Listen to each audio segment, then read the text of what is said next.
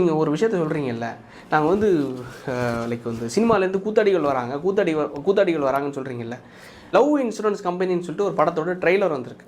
இதுக்கு யாரோட நடிப்பில் வந்ததுன்னா பிரதீப் ரங்கநாதன் அவருடைய நடிப்பில். ஓகே, படம் வந்து நல்லா எடுத்திருக்காங்க. உள்ளே யாருன்னு பார்த்தா காலம் கையும் ஓய்த்திட்டு நம்ம சீமானனும் வராப்புல. என்னடா இது, படத்தில் நம்ம வந்து கூத்தடிகளை தேர்ந்தெடுக்கக்கூடாது, எதையும் தேர்ந்தெடுக்கக்கூடாதுன்னு சொல்லிட்டு அந்த படத்தில் அந்த ட்ரெய்லரில் ஒரு வார்த்தை யூஸ் பண்ணியிருக்காங்க.